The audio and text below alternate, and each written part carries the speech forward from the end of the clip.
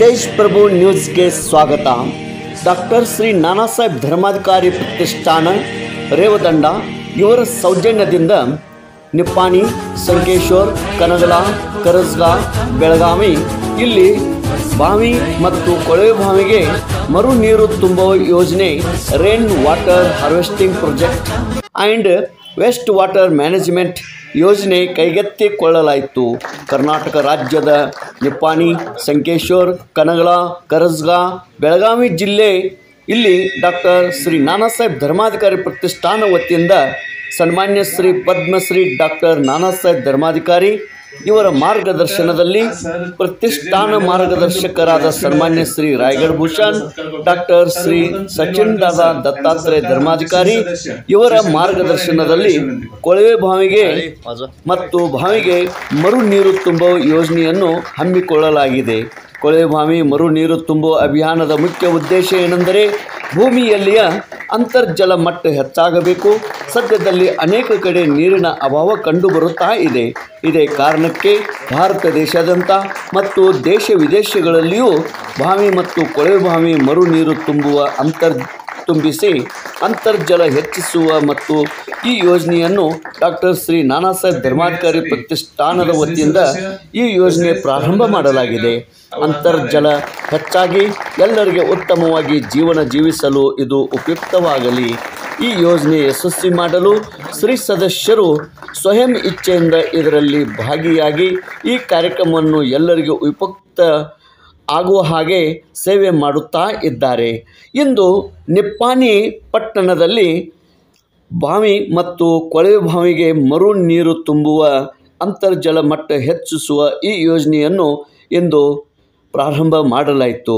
ಇದರಲ್ಲಿ ಅನೇಕ ಶ್ರೀ ಸದಸ್ಯರು ನಿಪ್ಪಾಣಿ, ಕನಗಲ, ಕರಸ್ಗಾ, ಸಂಕೇಶ್ವರ ಹಾಗೂ ಇನ್ನಿತರ ಸ್ಥಳಗಳಿಂದ ಶ್ರೀ ಸದಸ್ಯರು ಬಂದು ಆಗಮಿಸಿ ಈ ಒಂದು ಯೋಜನೆಯಲ್ಲಿ ಪಾಲ್ಗೊಂಡಿದ್ದರು. ಒಂದೇ ವಾಕ್ಯದಲ್ಲಿ ಹೇಳುವುದೆಂದರೆ where there is need for the society we are working in that field. Tej Prabhu news Nipani. Kangala, Belgaum, Sankeshwar, Karanjaga ह्या सगळ्या ठिकाणी 9 ठिकाणी आपण हा जो सामाजिक उपक्रम केला, पण लोकांना समजलं का? अजिबात नाही. आपल्या पुरतच राहिलं ना. मग आता आपण आज जे करायचंय ते आता ह्याच्या पुढं, कारण की आपल्या भागात काय झालं आता या पंचकृषीमध्ये पाण्याची समस्या वाढली. जमिनीमध्ये पाणीच नाही.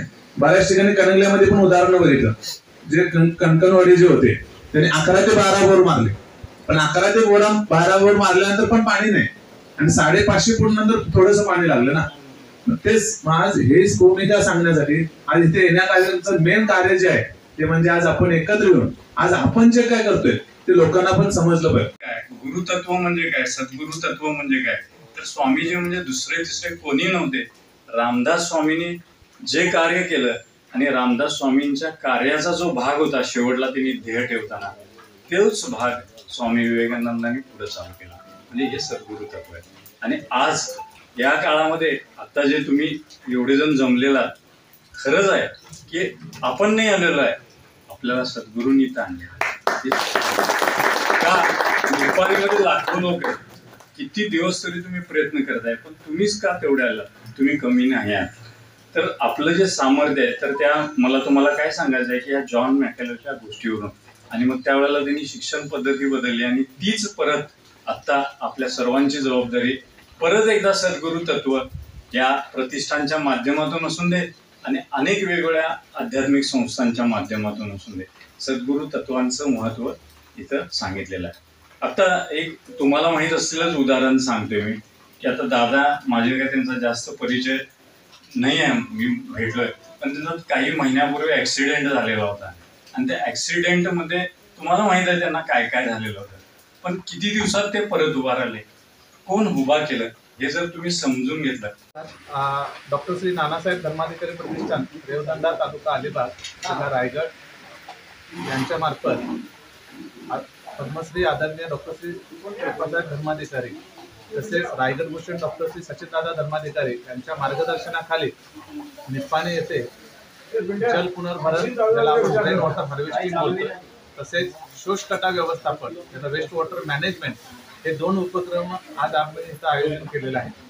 आज डॉक्टर श्री नानासाहेब धर्माधिकारी प्रतिष्ठानतर्फे गेल्या 2 महिन्यापासून बेळगाव, संकेश्वर, निप्पाणी, हरिकलन, शिरगुप्पी या सर्व ठिकाणी जल पुनर्भरण व शोषखड्डा व्यवस्थापनाचे कार्यभाग करत आहोत. याचा मूळ उद्देश म्हणजे की पाण्याची जल पातळी जी आहे ती वाढली पाहिजे.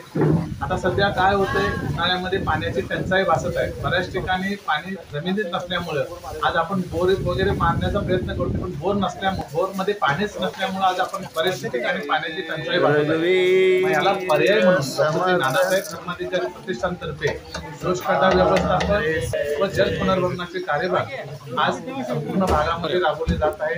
आज त्याचाच कार्यभाग म्हणून आज 4 ते 5 ठिकाणी आज निप्पाणीमध्ये हा उपक्रम राबवला. त्याचा मूळ उद्देश म्हणजे जमिनीतून जे पाण्याची पातळी आहे ती वाढली जाते. ती कशी वाढवली जाते, तर पावसाचं पाणी जे असेल तर ते पूर्ण पावसाचं पाणी व्यवस्थित प्रॉपर टेक्निकल पद्धतीनं आज बोरवेलमध्ये सोडलं जातं. त्याचप्रमाणे शोषखड्डा व्यवस्थापनामध्ये घरातलं, आता शोषखड्डा व्यवस्थापन म्हणजे आपल्याला काय वाटतं की बाबा आज यामध्ये आपल्याला शोषखड्ड्याच्या माध्यमातून घरातील सांडपाणी, आता सांडपाणी म्हणजे फक्त जे आंघोळीचं पाणी आणि कपडे धुण्याचं जो पाणी आणि आपल्या किचन मधलं जे पाणी त्याचं व्यवस्थापन केलं जातं. त्याच्यामध्ये की आपल्या घरात समजा बोर जरी नसेल तर हा आपण उपक्रम आपल्या घरी करू शकतो. आणि हा उपक्रम जर बघितला तर 365 दिवस त्याचा आपला कार्यभाग आपल्याला स्वीकारता येतो. कारण की का, जल पुनर्भरण आपण फक्त पावसाळ्यापासून सप्टेंबरपर्यंत करू शकतो, पण आज शोषखड्डा व्यवस्थापन हा जो कार्यभाग आहे हा पूर्णपणे आज आपल्याला 365 दिवस, म्हणजे बघायला गेलं एक उदाहरण, एखाद्या घरामध्ये जर 10 व्यक्ती असतील, 10 माणसं असतील तर प्रत्येक मनुष्य सरासरी 5 लिटर पाणी आंघोळीला वापरत असतो. तर त्यातलं 50 लिटर पाणी दररोज जमिनीमध्ये मुरवलं जातं. आणि त्याच्या माध्यमातून जर समजा पूर्ण वर्षभराचं जर टोटल प्लॅनिंग आपण बघितलं तर महिन्याकाठी 1500 लिटर पाणी आणि वर्षाकाठी 18,000 लिटर पाणी आज जमिनीमध्ये मुरवलं जातं. समजा आज त्यांच्या घरी बोर नसेल ते सुद्धा हा याचा उपक्रम करू शकतात. कारण की का, समजा आज माझ्या घरामध्ये बोर नाही पण शेजाऱ्याच्या घरामध्ये बोर असेल तर त्याच्या ठिकाणी आज पाण्याची पातळी वाढली जाईल. आणि हा उपक्रम ठेवून आज डॉक्टर श्री नानासाहेब धर्माधिकारी प्रतिष्ठानच्या माध्यमातून आज निप्पाणी व पंचकृषीमध्ये आज हा उपक्रम राबवला जातोय. आज डॉक्टर श्री नानासाहेब धर्माधिकारी प्रतिष्ठानबद्दल बोलायचं झालं तर आज गेली 15 ते 16 वर्ष झालं प्रतिष्ठान आज सामाजिक क्षेत्रामध्ये काम करतं. 1943ला डॉक्टर श्री नानासाहेब धर्माधिकाऱ्यांनी जी समर्थ बैठकीच्या माध्यमातून आज माणसाच्या अंतरंगामध्ये आज विचारांची धारणा दिली. आज देश मला काय देतोय ह्याच्यापेक्षा मी देशाला काय दिलं पाहिजे हे आज प्रत्येक श्री सदस्यांच्या आतमध्ये ती धारणा दिलेली.